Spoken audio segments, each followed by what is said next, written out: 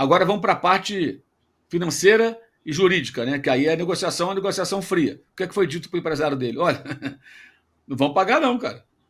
Não cumpriu o contrato, a gente não paga. Não está errado, é uma relação profissional, você quer ir embora antes, então você segue.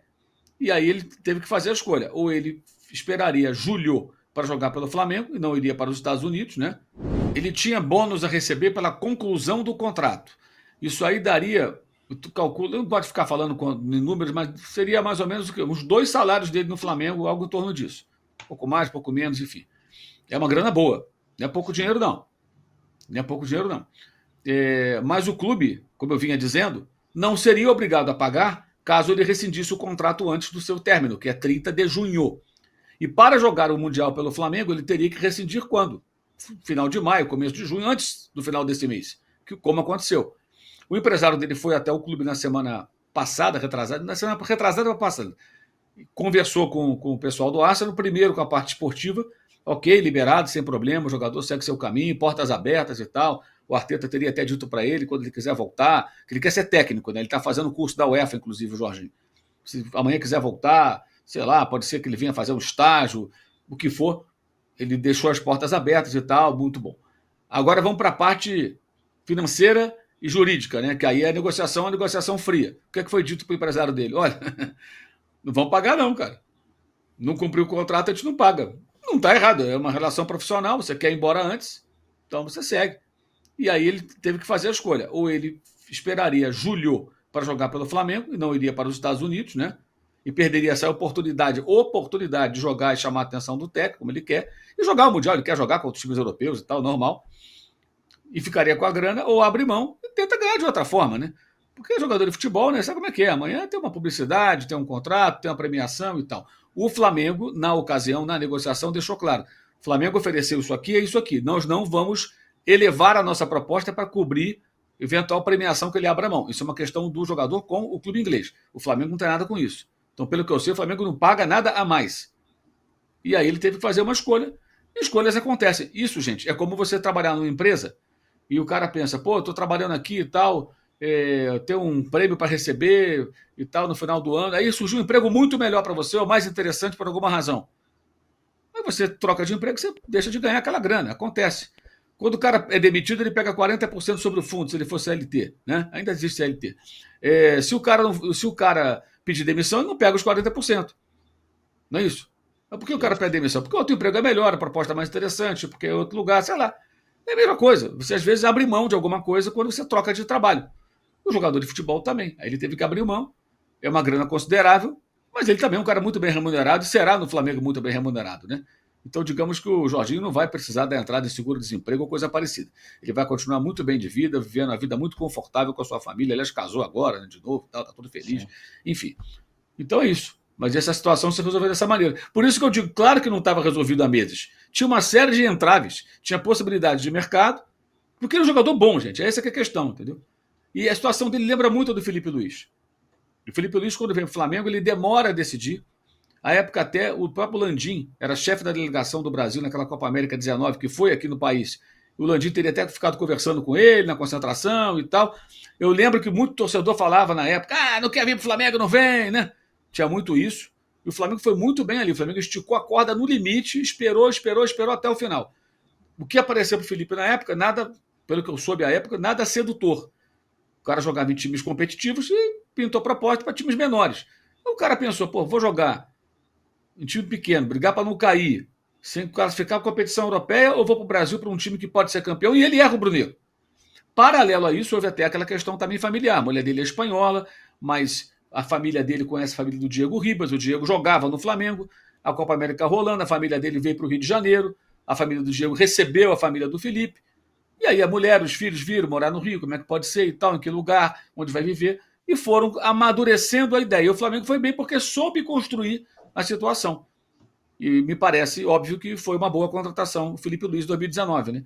Então é isso. Isso é construído muitas vezes. Porque é um processo até de convencimento, você trazer um jogador que às vezes pode ter opção lá fora. Se o Jorginho quisesse ficar lá no time menor, com certeza conseguiria se encaixar. Com certeza conseguiria. Mas o Flamengo acabou levando a melhor e eu acho que é eu repito, eu acho que a expectativa deve ser positiva, mas sem pressa, né? Sempre assim, entendendo também qual é a posição do cara. Ele não vai jogar no lugar do Arrascaeta. Porque eu já vi que tem gente que pensa assim: jogador é caro, tem que ser o 10 que faz gol. Não, não é isso. Tem uma galera aqui, André, lembrando dos jogadores do Ipatinga, do Cáceres, do próprio Não, eu Jorginho, lembro que sempre do foi Canteiros, né? Canteiros e os seus Canteiros. companheiros imaginários. Ele tocava a bola assim, não tinha ninguém do É, Flamengo, né? teve até o próprio volante Jorginho também do Flamengo por anos, né? Que era Ah, sim.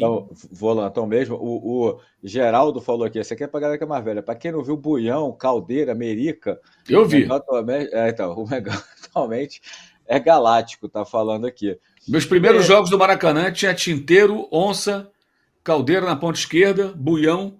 Merica vem depois. Merica já vem uns 3, 4 anos depois, junto com o Dendê. Merica e Dendê.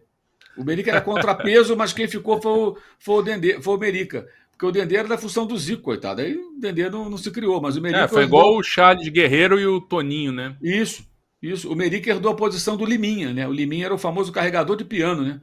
O Liminha é isso. histórico jogador do Flamengo. Aí ele tá parando o Liminha e o Meriquinha assumiu a posição dele. Mas essa turma toda jogava. Eu vi esse pessoal jogando. Os primeiros jogos do Maracanã tinha ponta esquerda. Jogava o Caldeira, jogava o Arilson. O Arilson era melhor. O Arilson que jogou um bom tempo na ponta Você esquerda do Flamengo. foi falar do Dendê, né? Que remete à Bahia, lembraram do Feijão, aquele volante que veio do Bahia pro Flamengo também teve isso também, né? O grande Gente, Feijão. é uma mudança assim. Se você pensar em 10 anos, é uma mudança muito brutal É mesmo. de nível técnico dos jogadores. É um negócio muito bizarro. Muito bizarro. Essa história do Flamengo, essa mudança, assim, todos envolvidos, com todas as críticas que a gente possa fazer, dirigente, com relação assim, a ter estruturado o clube, permitir que o clube faça o que faz hoje, é algo que assim, eu acho absurdo como outros grandes clubes do Brasil não olham para isso e não falam, cara, vamos fazer um sacrifício, vamos passar uns anos no perrengue aqui, organizar essa casa. Corinthians tem tudo para fazer a mesma coisa, mas não, fazem tudo ao contrário. E o torcedor do Flamengo tem que agradecer muito ao destino de ter, em algum momento, essas pessoas terem entrado ali. Todas elas que saíram, as que estão, sabe? Todos têm uma participação ali, né? Tem muita gente querendo ser pai da criança, mas ainda bem, não tem um pai da criança. O Flamengo não tem um salvador. Teve um grupo de pessoas que foram lá e resolveram arrumar a casa. Cometeram muitos erros aqui e ali, algumas questões, sem dúvida alguma, nós poderíamos aqui ficar o dia inteiro falando sobre isso. Mas o aspecto de ter organizado o clube financeiramente a ponto de poder ter jogadores desse nível é um negócio espetacular. O Palmeiras tem um salvador, chama-se Paulo Nobre, o que não desmerece o trabalho feito no Palmeiras. O Flamengo não teve esse salvador, mas essas pessoas conseguiram colocar o clube nessa situação. Você olhar para trás, lembrar do Canteiro, que seu amigo imaginário, cara, e hoje ver quem joga no meio campo do Flamengo, é um negócio assim. De Gustavo Geladeira a Léo Ortiz. Pois é, tinha isso. Essa era a turma. E assim, foram aqueles caras que seguraram o piano, ali, carregaram o piano numa época, né? De início de Mar... uma transição, né? Para um Flamengo mais vencedor, mais forte. Eu estava vendo aqui ó, os números do Jorginho na Premier League desse ano, as médias dele, meia interceptação por jogo, praticamente o desarme para o jogo, um terço de bolas recuperadas no ataque, por jogo, quase 4 bolas recuperadas por jogo. Enfim, agora, ele não é um jogador que vai ficar ali um carrapato tal, sabe? É outra coisa. E com uma bola no pé, o André pode falar com propriedade, é muita qualidade, é um cara com muita qualidade, é um jogador de um outro nível. Eu estou curioso para ver quando tiver ele, Pulga, sabe, De La Cruz, próximos ali, se um dia jogarem os três ali, como é que vai ser isso aí, entendeu? Léo Ortiz saindo jogando, vai ser interessante. Alô, tropa da S1 Live. A propaganda é a alma do negócio. Quer ver a sua marca estampada aqui diariamente na S1 Live? É só chamar agora no e-mail contato@s1live.com.